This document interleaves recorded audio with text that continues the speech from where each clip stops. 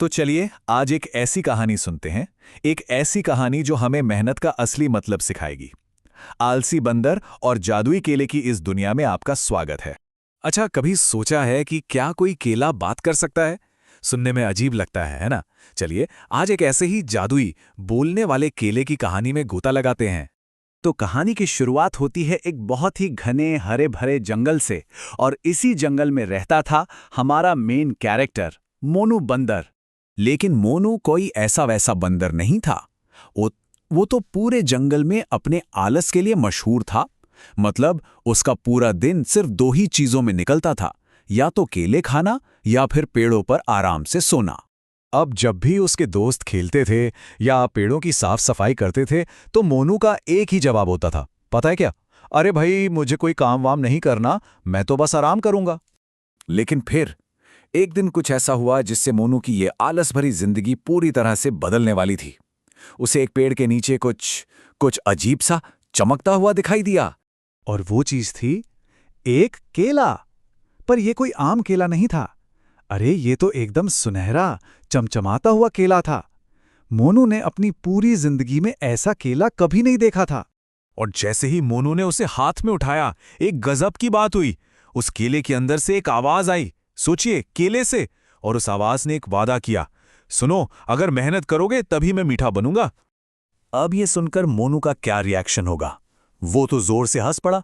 केले की जादुई बातों को उसने एकदम मजाक में उड़ा दिया। मन में सोचा, हाँ, केला भी कहीं बोलता है भला। तो मोनू ने तो केले की सलाह को बिल्कुल ही नजरअंदाज कर दिया। चलिए अब देखते हैं कि इस अनदेखी का नतीजा क्या निकला। तो भाई, जैसा कि उसका स्वभाव था, मोनू ने अगले दिन भी कुछ नहीं किया। पूरा दिन बस आराम, आराम और आराम। लेकिन जैसे ही उसने उस जादुई केले का एक टुकड़ा खाया, उफ, उसका पूरा मुंह कड़वाहट से भर गया। इतना कड़वा कि उसे फौरन थूकना पड़ा।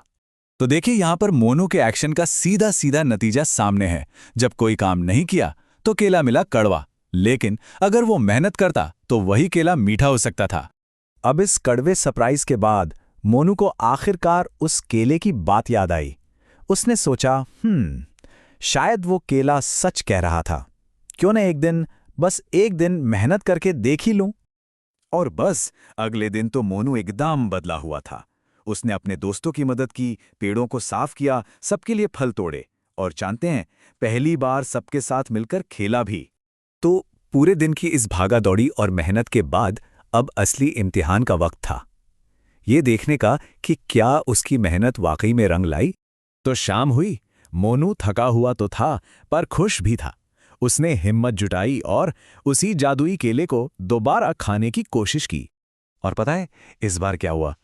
केला, अरे वाह, इतना मीठा था, इतना मीठा कि यकीन ही ना हो। शायद उसकी जिंदगी का सबसे स्वादिष्ट केला।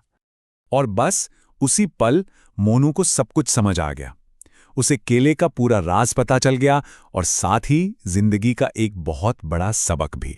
उसे ये एहसास हुआ कि केले की मिठास कहीं और से नहीं, बल्कि उसकी अपनी मेहनत से आई थी। कहते हैं ना, मेहनत का फल हमेशा मीठा होता है। और जानते हैं, इस एक अनुभव ने मोनू को हमेशा हमेशा के लिए बदल कर रख दिया।